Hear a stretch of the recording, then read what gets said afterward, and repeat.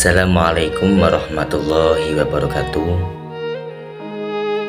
Sahabatku sekalian, dimanapun panjenengan berada, semoga hari-hari kalian, hari-hari kita semua senantiasa diberi kesehatan oleh Allah, rezeki yang berlimpah, dan semoga setiap waktu yang Allah kasih ke kita penuh makna dan penuh keberkahan. Amin, amin ya rabbal alamin. Selamat berjumpa kembali dengan saya. Untuk tema pada kesempatan kali ini yaitu makrifat cinta dan tanda-tanda cinta. Sebagaimana telah kita ketahui, cinta biasanya tumbuh dari mata turun ke hati. Itu bisa jadi suatu kalimat yang bisa dibenarkan bagi sebagian besar pelaku cinta, karena bawah mata adalah gerbang bagi hati, sekaligus sebagai cermin yang memperlihatkan dan menggambarkan keadaan hati berikut rahasia-rahasianya. Bahkan mata lebih jujur dan lebih mampu menyampaikan pesan hati daripada lisan, karena isyaratnya merupakan suatu yang jauh di luar pilihan pemiliknya. Sehingga kita akan menjumpai bahwa tatapan orang yang sedang jatuh cinta senantiasa ingin memandang orang yang dicintainya kemanapun dan dimanapun ia berada. Bahkan bagi orang yang jatuh cinta, sosok yang dicintainya adalah ciplakan dari dirinya, sebagaimana kepribadiannya yang selalu ada di hatinya.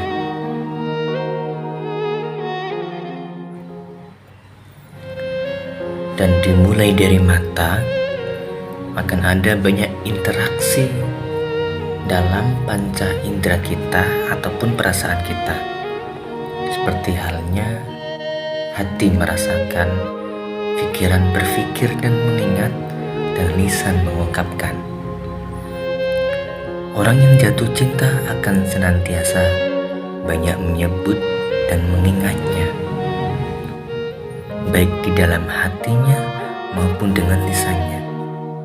Oleh karena itulah Allah Subhanahu wa Ta'ala memerintahkan hamba yang mencintai Allah agar selalu mengingatnya dalam setiap keadaan. Bahkan Allah Subhanahu wa Ta'ala memerintahkan agar tetap mengingatnya walaupun dalam keadaan takut. Mengingat yang dicintai adalah bukti dari kesungguhan cinta. Yang pertama kali adalah ingat di dalam hati, lalu lisannya mengucapkan ketika pertama kali ia teringat. Mengingat kekasih bukan berarti telah melupakan sekian lama. Ingatan tersebut adalah kekuatan yang ada dalam jiwa seseorang.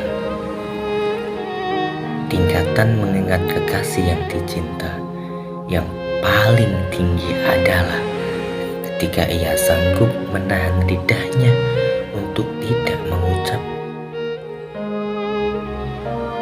Hatinya yang diingat, kemudian ia juga sanggup menahan kehadiran orang yang disebutkannya.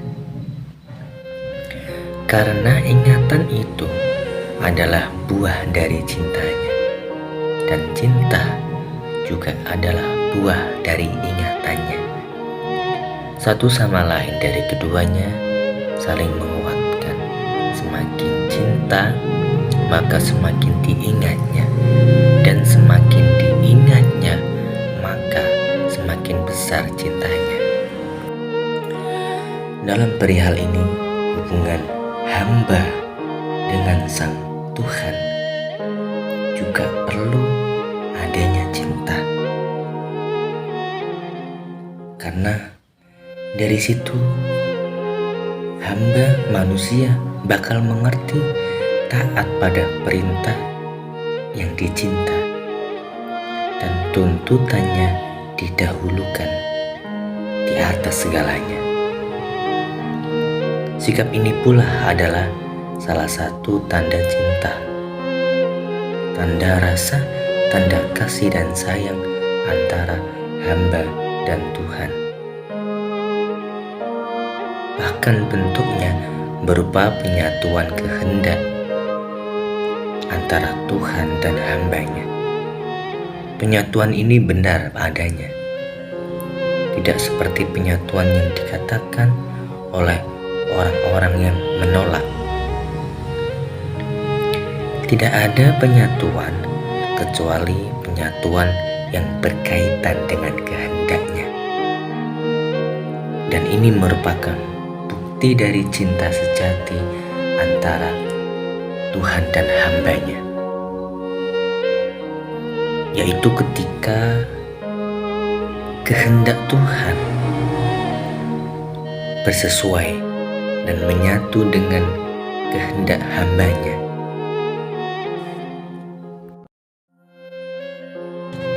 Sehingga tidak disebut cinta sejati ketika kehendak Tuhan bertolak belakang dengan kehendak hambanya.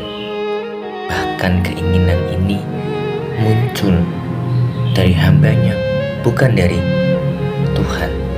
Apabila kehendak tersebut berasal dari Tuhan, maka tidak ada kepentingan untuk dirinya sendiri. Inilah yang dilakukan oleh para salafus sholah, orang-orang sebelum kita, bahkan orang-orang alim pada zaman kita yang telah menyatu kepada Allah, yang hidupnya hanya mengingat Allah. Dari semua itu, pengorbanan untuk memperoleh keridhaan kekasihnya perlu kita lakukan. Atas kenikmatan cinta yang diperoleh dari kekasih, maka orang yang jatuh cinta akan berkorban untuk mendapatkan ridho dari kekasih.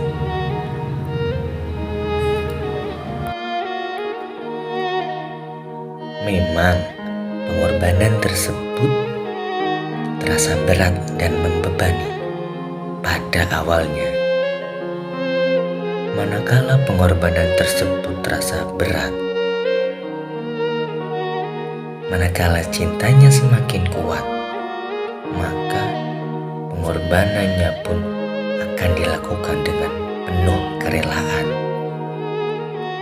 Manakala cinta tersebut semakin tertanam di dalam hati, maka pengorbanannya menjadi permintaan dan permohonan, seakan-akan ada sesuatu yang harus ia ambil dari kekasihnya. Jika perlu, ia akan berkorban jiwa untuk orang yang dicintainya, sebagaimana para sahabat yang rela mengorbankan nyawanya demi melindungi baginda Rasulullah Shallallahu Alaihi Wasallam.